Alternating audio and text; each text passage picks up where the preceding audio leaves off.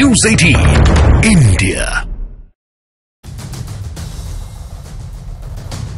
नमस्कार व्यूअर्स, मैं हूं अमीश देवगन और आप देख रहे हैं देश का सबसे लोकप्रिय कार्यक्रम आर पार।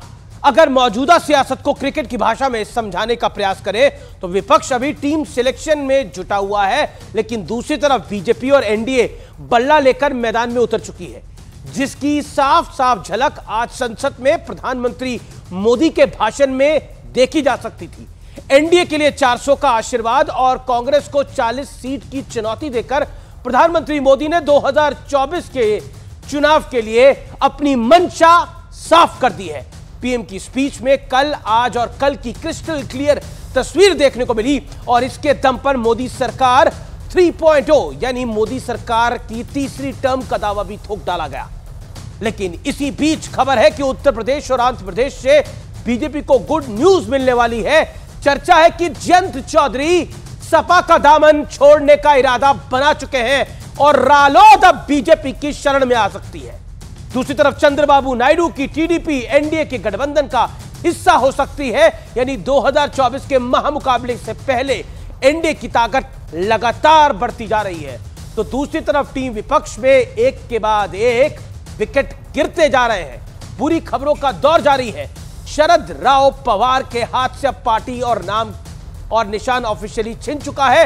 अरविंद केजरीवाल को कोर्ट ने पेशी का ऑर्डर सुना दिया है और हेमंत सोरेन पहले ही ईडी की गिरफ्त में है। तो आज इन तमाम मुद्दों पर देश की सबसे बड़ी पॉलिटिकल बहस, एक तरफ मोदी की हुंकार है और दूसरी तरफ विपक्ष क्यों लाचार है। आज का आर पार इसी पर व्यूअर्स और बड़ी खबरों का दिन है आज।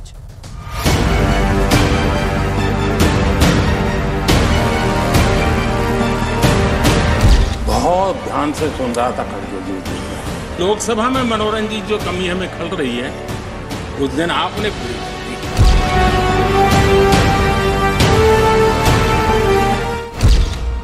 देश को मोदी की गारंटी। मेरी गारंटी है, मोदी की गारंटी है। 80% डिस्काउंट से जो दवाइयां मिल रही हैं, जिसका लाभ मध्यम वर्ग गरीब को मिल रहा है, वो मिलता रहेगा।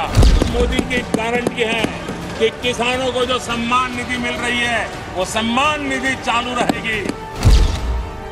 राहुल पर स्टार्टअप वाली चुटकी। युवराज को एक स्टार्टअप बना करके दिया है।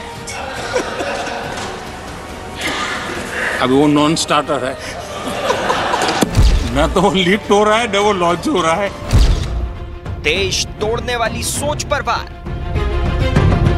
देश को तोड़ने के लिए, राजनीतिक स्वार्थ के लिए नए नैरेटिव गढ़े जा रहे हैं। हमारा टैक्स, हमारे मनी किस भाषा में बोला जा रहा है। देश का भी कोई कोना, देश का कोई क्षेत्र विकास से वंचित रह जाएगा तो देश विकसित नहीं हो सकता है।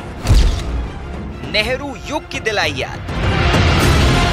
नेहरू जी ने एक चिट्ठी लिखी थी और ये चिट्ठी मुख्यमंत्रियों को लिखी थी। मैं किसी भी आरक्षण को पसंद नहीं करता और खासकर नौकरी में आरक्षण तो कतई नहीं। सीताराम केसरी अति पिछड़ी जाति से उठा करके फुटपाथ पर फेंक दिया गया। पीएम की जुबानी कांग्रेस की कहानी।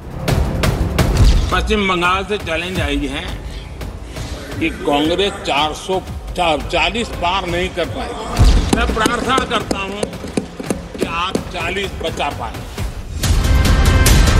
आज संसद में प्रधानमंत्री मोदी ने चुन चुन कर प्रहार भी किया, 10 साल का हिसाब भी दिया और भविष्य का खाका भी खींच दिया। लेकिन विपक्ष मोदी के भाषण पर तिलमिला उठा।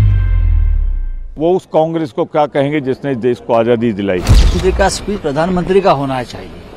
ये बीजेपी के नेता का स्पीच है और चुनाव का स्पीच है। ग्रैंड डिक्लेरेशन नहीं था, उनका पोस्टमार्टम था। तो आज इसी पर होगी देश की सबसे बड़ी बहस। चुनावी घड़ी आई, सियासी जोश आई।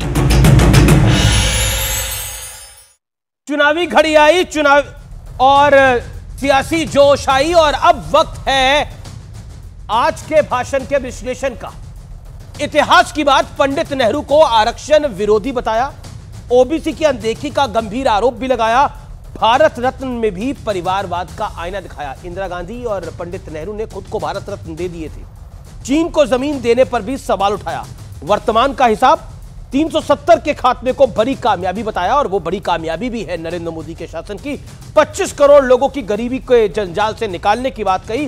देश को दुनिया की टॉप 5 इकोनॉमी में पहुंचाया। टूरिज्म को इकोनॉमी का एक बड़ा हिस्सा बनाया।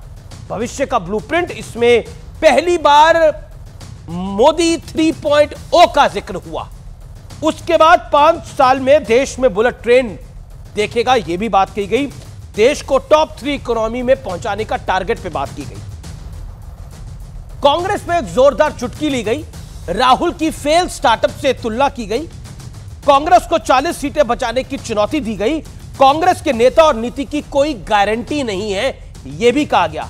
और ममता बनर्जी तो खुद कह चुकी है कि कांग्रेस 40 भी बचा पाएगी क्या?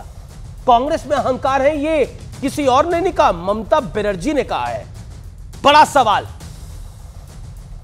इतिहास, वर्तमान और भविष्य के बहाने मोदी ने चुनावी लाइन और लेंथ को तय कर दिया है क्या? और जो 400 का आंकड़ा नरेंद्र मोदी ने सेट किया है, क्या उसी की तरफ आगे बढ़ रही है बीजेपी?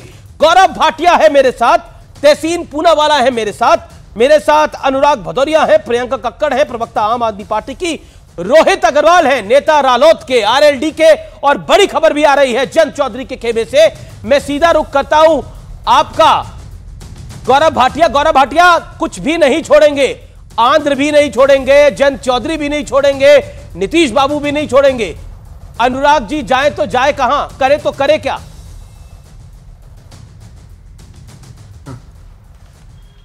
नहीं अमीश जी, देखिए मैं एक बात जरूर कहूंगा, आज हमारे पास वो तिकड़ी है। बोलिए गौरव, आप बोलिए।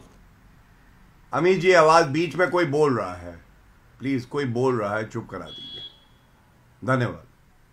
देखिए, आज जब आदरणीय प्रधानमंत्री जी ने संसद के पटल पर अपनी बात रखी तो मैं ये समझता हूं एक आत्मविश्वास झलक रहा था और ये स्पष्ट था कि कोई हैट्रिक लगाएगा तो वो श्री नरेंद्र मोदी जी और भाजपा और एनडीए लगाएंगे। और हमारे पास जब हैट्रिक की बात होती है तो ऐसी तिकड़ी है, नरेंद्र मोदी जी हर दिल की धड़कन है, नरेंद्र मोदी जी। अमित शाह जी आधुनिक राजनीति के चाणक्य, और हमारे राष्ट्रीय अध्यक्ष जेपी नड्डा जी जो मेहनत और कर्मठता की पराकाष्ठा है। दूसरी तरफ तिकड़ी है खड़गे जी, रिमोट कंट्रोल वाले प्रेसिडेंट। सोनिया गांधी 3 साल से रायबरेली नहीं गई। राहुल गांधी अमेठी से चुनाव हार गए और लॉन्च नहीं होते ऐसे डिफेक्टिव प्रोडक्ट।